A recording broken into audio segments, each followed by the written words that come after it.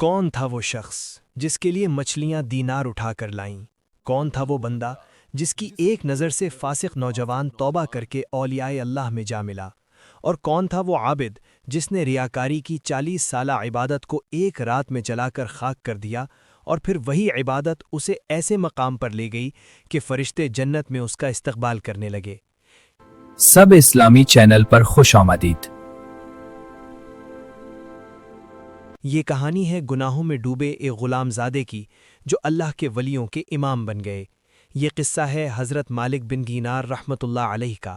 اگرچہ آپ غلام زادے تھے لیکن بباطن آپ کی ذات بابرکات ہر طرح آزاد ہے۔ آپ سراپا ہدایت، متوکل، ولایت کے پیشوا، راستین مقتدائے راہ دین، سلطان طریقت یعنی حضرت مالک بن دینار رحمۃ اللہ علیہ، حضرت خواجہ حسن بصری رحمۃ اللہ علیہ کے رفیق تھے۔ آپ کی پیدائش اس وقت ہوئی جب آپ کے والد غلامی کی حالت میں تھے۔ بظاہر اگرچہ آپ غلام زادے تھے لیکن بباطن آپ کی ذات بابرکات ہر طرح آزاد تھی۔ آپ کی کرامات کا ذکر اور ریاضات کا تذکرہ اکثر مذکور ہے۔ بعض کہتے ہیں کہ دینار آپ کے والد کا نام تھا، اور بعض اس کے متعلق ایک حکایت یوں بیان کرتے ہیں کہ ایک دفعہ آپ کشتی پر سوار تھے۔ جب کشتی درمیانے دریا میں پہنچی تو ملاحوں نے مسافروں سے اپنی مزدوری طلب کی۔ آپ نے فرمایا کہ میرے پاس کچھ نہیں ہے۔ میرے پاس کچھ نہیں جس ہے۔ پر ملاحوں نے آپ کو بہت بری طرح مارا، حتیٰ کہ آپ بے ہوش ہو گئے۔ جب آپ ہوش میں آئے تو انہوں نے پھر مارنا اور اجرت طلب کرنی شروع کر دی، اور کہا کہ اگر تم اجرت نہ دو گے تو تمہیں باندھ کر دریا میں پھینک دیا جائے گا۔ دیکھو پانی میں پھینک دیں گے۔ اس وقت دریا کی مچھلیاں ایک ایک دینار منہ میں پکڑے ہوئے کشتی کے گرد آ گئیں۔ ایک مچھلی کے منہ سے دینار لے کر آپ نے ملاحوں کے حوالے کر دیا۔ جب ملاحوں نے یہ ماجرا دیکھا تو اپنے سلوک پر سخت شرمندہ ہوئے۔ مذکور ہے کہ آپ دمشق میں رہتے تھے۔ خوبصورتی اور مالداری میں شہرائے آفاق تھے۔ جامع دمشق میں، جسے حضرت معاویہ رضی اللہ تعالیٰ عنہ نے تعمیر کرایا تھا، اس خیال سے معتکف تھے کہ مسجد مذکورہ کی تولیت ان کو مل جائے۔ چنانچہ 1 سال تک آپ عبادت کرتے رہے۔ جس کسی نے آپ کو دیکھا ہر وقت نماز ہی میں مصروف پایا، لیکن آپ اپنے آپ کو دل میں منافق کہتے تھے۔ 1 سال کے بعد ایک رات مسجد سے باہر نکلے تو آواز سنائی دی کہ اے مالک، تو کیوں توبہ نہیں کرتا؟ جب آپ نے اس آواز کو سنا تو حیران ہو کر مسجد میں واپس آ گئے اور تولیت کے خیال کو دل سے نکال کر عبادت الہی میں مصروف ہو گئے، اور اب سال بھر کی عبادت ریاکاری پر نہایت شرمندہ ہوئے۔ مصلی کو دوش پر رکھا اور مسجد سے باہر آئے اور عرض کی کہ الہی، اب تک میں تیری عبادت مال کی غرض سے کرتا رہا ہوں، اور اب تیرے ذکر کی غرض سے کہ تیرے سوا کوئی مقصود نہیں ہے۔ اگر تو قبول کر لے تو مجھ پر تیری بڑی کرم نوازی ہوگی۔ چنانچہ 1 سال تک آپ نے عبادت کی، یہاں تک کہ آپ کے دل کی حالت بدل گئی۔ خدا کا ایسا خوف دل میں بیٹھا کہ دنیا کی محبت بالکل دل سے نکل گئی، اور خشوع و خضوع سے عبادت کرنے لگے۔ لوگ آپ کی عابدانہ زندگی کو دیکھ کر تعجب کرتے تھے، کیونکہ آپ کے دل میں اخلاص پیدا ہو گیا تھا۔ ایک روز لوگوں نے مجمع کیا اور آپس میں مشورہ کرنے لگے کہ اب کسی کو مسجد کا متولی بنانا چاہیے، تو سب کی زبان پر آپ ہی کا نام آیا، اور سب مل کر آپ کی خدمت میں حاضر ہوئے۔ آپ اس وقت نماز میں مصروف تھے۔ جب آپ نماز سے فارغ ہوئے تو لوگوں نے نہایت عاجزی سے عرض کی کہ ہم آپ کو اس مسجد کا متولی بنانا چاہتے ہیں۔ یہ سن کر آپ بہت روئے اور فرمایا کہ اے باری تعالیٰ، 1 سال تک میں تیری عبادت ریاکاری کی غرض سے کرتا رہا، کسی نے مجھ سے بات تک نہ کی، اور اب جب کہ میں تیرے ذکر میں مشغول ہوں تو یہ لوگ مجھے دنیا کی لالچ دینے کے لیے آ گئے ہیں۔ آپ نے وہاں سے نکلنے ہی میں خیر سمجھی، اور وہاں سے روتے ہوئے جنگل کی طرف نکل گئے اور گوشہ نشینی اختیار کی۔ روایت ہے کہ شہر بصرہ میں ایک دولت مند آدمی مر گیا اور بے شمار دولت اور ایک صاحب جمال لڑکی چھوڑی۔ لڑکی نے حضرت ثابت بنانی رحمۃ اللہ علیہ سے عرض کی کہ میں حضرت مالک بن دینار سے نکاح کرنا چاہتی ہوں تاکہ مجھے عبادت الہی میں مدد ملے۔ آپ نے فرمایا کہ میں دنیا کو طلاق دے چکا ہوں، اور شوہر اپنی دنیا میں مست ہے، اور میں اپنے رب کے نکاح میں ہوں۔ ایک دفعہ آپ ایک دیوار کے سائے میں آرام فرما رہے تھے اور ایک سانپ نرگس کی شاخ منہ میں لیے ہوئے آپ کو پنکھا کر رہا تھا۔ آپ بیان فرماتے ہیں کہ میں مدت سے جہاد کی شرکت کا بڑا خواہش مند تھا، لیکن جب جہاد کا موقع آیا تو میں بیمار ہو گیا اور نہ جا سکا۔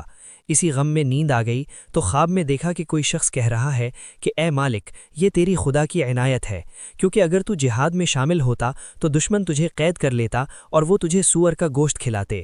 چنانچہ خواب سے بیدار ہو کر شکر الہی ادا کیا۔ ایک دفعہ آپ کا ایک دہریے سے مناظرہ ہوا۔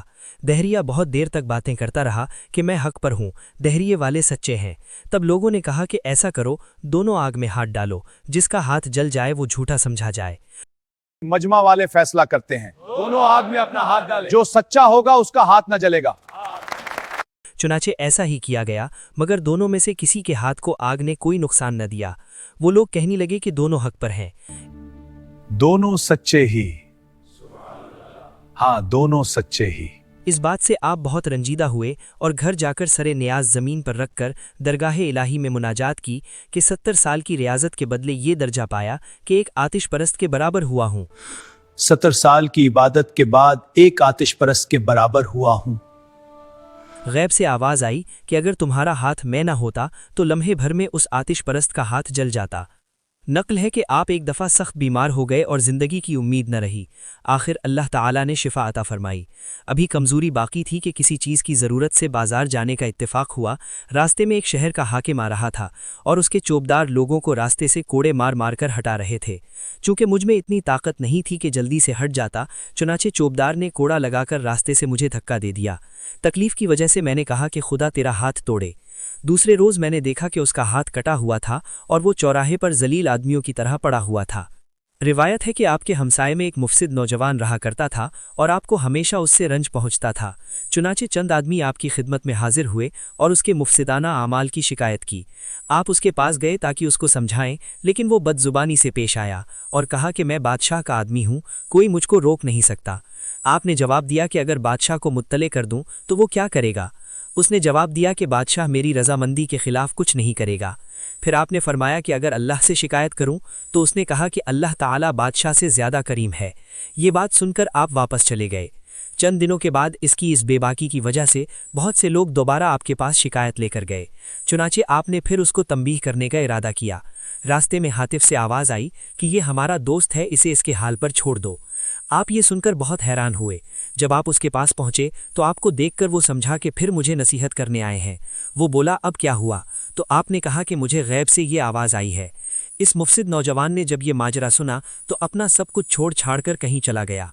हज़रत मालिक बिन दीनार फरमाते हैं कि एक मुद्दत के बाद मक्का में इसे देखा कि वो सूख कर कांटा हो गया था और जान बलब था और कहता था कि उसने मुझे दोस्त कहा है, दोस्त दोस्त की मर्जी जान गया है और दोस्त की रजामंदी जान गया हूँ। चुनाचे मैं तौबा करता हूँ। फिर इसी हालत में जान बहक हो गए। एक दफ़ा आपने एक मकान किराए पर लिया। बराबर में एक मकान था जिसमें एक यहूदी रहता था। आपकी महराबें उस यहूदी के घर की तरफ थीं जहाँ यहूदी ने पाखाना खाना बना रखा था। वो रोज़ नजासत आपके घर में डाल देता और काफ़ी अरसा ये सिलसिला चलता रहा। आपने इसका किसी से तस्करा ना किया। एक दिन यहूदी आकर कहने लगा कि आपको मेरे पाखाने से कोई तकलीफ तो नहीं आपको है? मेरी निजासत से तकलीफ तो नहीं होती? आपने फरमाया कि मैंने एक बर्तन और झाड़ू रखी हुई है जिससे रोज़ाना इकट्ठा करके बाहर फेंक देता हूँ, कोई तकलीफ नहीं। यहूदी ये सुनकर बोला कि क्या दीन है, खुदा का दोस्त दुश्मन खुदा की तकलीफ बर्दाश्त करता है पर शिकायत नहीं करता, और इस्लाम कबूल कर लिया। क्या दीन है, दुश्मन खुदा की तकलीफ बर्दाश्त करता है, शिकायत नहीं करता, और इस्लाम कबूल कर लिया। एक मर्तबा फरमाया कि मैं 40 साल तक बसरा में रहा लेकिन कभी खजूर नहीं खाई।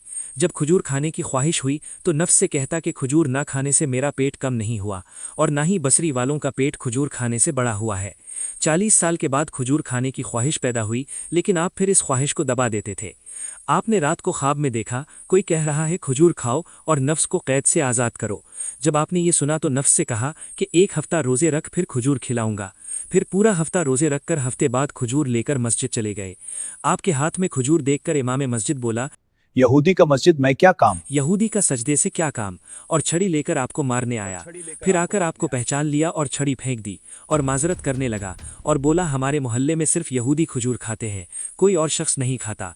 आपने ये बात सुनी तो तन बदन में आग लग गई और अल्लाह से कहा कि खजूर खाने के बगैर ही जब मेरा नाम यहूदी रखा गया है तो अगर मैं खजूर खा लेता तो काफिर के नाम से मौसूम होता। खुदा की कसम मैं हरगिज़ खजूर न खाऊंगा।